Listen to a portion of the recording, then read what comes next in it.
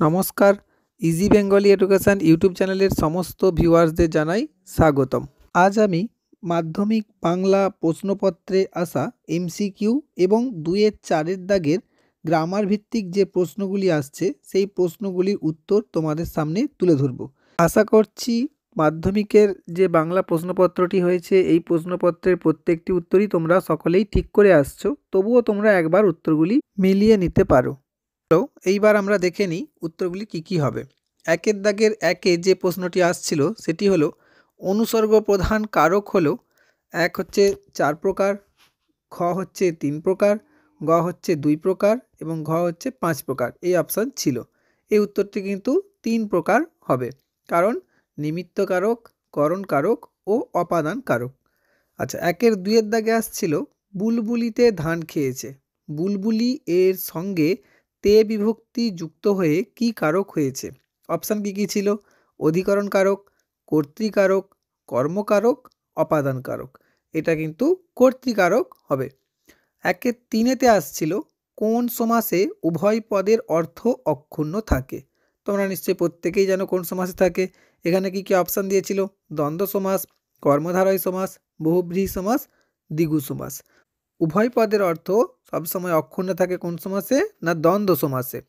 ১-এর ৪-এ আসছিল যে সমাসে পূর্বপদে উপমেয় ও পরপদে উপমান এবং সাধারণ ধর্মটি উহ্য থাকে তাকে বলে ড্যাশ। অপশান কি ছিল? রূপক কর্মধারয়, উপমিত কর্মধারয়, উপমান কর্মধারয় আর সাধারণ কর্মধারয়। এটা কি হবে? উপমিত কর্মধারয়। আচ্ছা, ১-এর ৫-এ আসছিল তবু লিখছে, লুকিয়ে লিখছে, এভাবে লেখার কারণ কি? অপশান কি ছিল? যেন ভূতে পেয়েছে, যেন স্বপ্নে পেয়েছে, যেন নেশায় পেয়েছে, আর একটা ছিল এক আনন্দের অনুভূতিতে। তাহলে উত্তর কি হবে? যেন নেশায় পেয়েছে। ১-এর ৬-এতে আসছিল নদের চাঁদের বয়স হলো, ১ নম্বর অপশান আছে ৩০ বছর, ৩৫ বছর, ৪০ বছর, ২৫ বছর। উত্তর কি হবে? না, ৩০ বছর। ১-এর ৭-এতে আসছিল গিরিশ মহাপাত্রের জামার রং ছিল ড্যাশ। কি অপশান ছিল? গেরুয়া, নীল, রামধনু, লাল। উত্তর কি হবে? রামধনু। আচ্ছা, ১-এর ৮-এতে আসছিল আফ্রিকা কবিতায় আদিম যুগ ছিল। অপশান কি ছিল? অন্ধকার, উদ্ভ্রান্ত, শান্ত, আন্তরিক। উত্তর কি হবে? উদ্ভ্রান্ত। ১-এর ৯-এতে আসছিল বাক্যের অর্থবোধের জন্য পরস্পরের সঙ্গে সম্বন্ধযুক্ত পদগুলি যখন ঠিকঠাক বসে তাকে বলে ড্যাশ। অপশান কি ছিল? যোগ্যতা, আকাঙ্ক্ষা, আসক্তি, যোগ্যতা শূন্য। তোমরা নিশ্চয়ই প্রত্যেকেই জানো যে পদের ক্রম সাজানো থাকে আসক্তির দ্বারা, অতএব আসক্তি কিন্তু উত্তর হবে। আচ্ছা, ১-এর ১০-এতে আসছিল আবার তোরা মানুষ হ। বাক্যটা কোন বাক্য? অপশান ছিল নির্দেশক বাক্য, আবেগসূচক বাক্য, অনুজ্ঞাসূচক বাক্য, প্রার্থনাসূচক বাক্য। উত্তর কি হবে? না, অনুজ্ঞাসূচক বাক্য। ১-এর ১১-তে আসছিল ভাববাচ্যে প্রাধান্য পাই। কি প্রাধান্য পাই? অপশান ছিল কর্তার ভাব, কর্মের ভাব, কর্মকর্তৃবাচ্যের ভাব এবং ক্রিয়ার ভাব অপশান ছিল। উত্তর কি হবে? না, ক্রিয়ার ভাব। ১-এর ১২-তে আসছিল আমি তোমাকে বইটি দিলাম। এটি কোন বাচ্যের উদাহরণ? অপশান ছিল কর্তৃবাচ্যের, কর্মবাচ্যের, ভাববাচ্যের, কর্মকর্তৃবাচ্যের। উত্তর কি হবে? না, কর্তৃবাচ্যের। ১-এর ১৩-তে আসছিল বহু যত্নে চিকিৎসিতে পঞ্চকন্যা পায়লা চেতন। কতক্ষণ চিকিৎসা করা হয়েছিল? না, ৩ দণ্ড, ৪ দণ্ড, ৫ দণ্ড, ২ দণ্ড। এই ছিল অপশান। উত্তর হবে ৪ দণ্ড। আচ্ছা, ১-এর ১৪-তে ছিল রাবণ ইন্দ্রজিৎকে রামচন্দ্রের সঙ্গে যুদ্ধ করার কোন সময় নির্দেশ করেছিলেন? অপশান ছিল অপরাহ্নে, প্রদোষকালে, প্রভাতে, রাত্রে। উত্তর কি হবে? না, প্রভাতে। আচ্ছা, ১-এর ১৫-তে আসছিল বিখ্যাত লেখক শৈলজানন্দের ফাউন্টেন পেনের সংগ্রহ ছিল। অপশান ছিল ১ ডজন, ২ ডজন, ৩ ডজন, ২৫টি। উত্তর হবে ২ ডজন। আচ্ছা, ১-এর ১৬-তে আসছিল প্রাচীন সুমেরিয়ান বা ফিনিশিয়ানদের লেখনী কি ছিল? অপশান ছিল নলকাগড়া, বাঁশের কঞ্চি, ব্রোঞ্জের শলাকা, হাড়। উত্তর হবে হাড়। আচ্ছা, ১-এর ১৭-তে ছিল কত সালে কলিকাতা বিশ্ববিদ্যালয় পরিভাষা সমিতি নিযুক্ত করেন? অপশান ছিল ১৯৩৫, ১৯৩৬, ১৯৪৫ ও ১৯৪৬ সালে। উত্তর কি হবে? না, ১৯৩৬ সালে। এরপর আসি 2-এর 4-এর দাগে। 2-এর 4-এর দাগে যে 8টি প্রশ্ন করতে হয় সেখানে একে আসছিল কদাকার পদটির ব্যাস বাক্য সহ সমাস নির্ণয় করো। উত্তর কি হবে?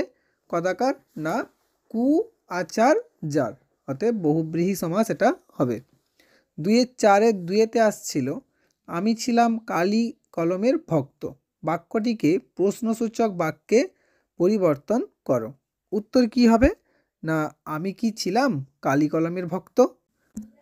2-এর 4-এর 3-এতে আসছিল কর্তৃবাচ্য থেকে ভাববাচ্যে রূপান্তরের প্রধান শর্ত কি? উত্তর কি হবে? না ক্রিয়াটি হ ধাতু নিষ্পন্ন হয়ে সব সময় প্রথম পুরুষ রূপে থাকে।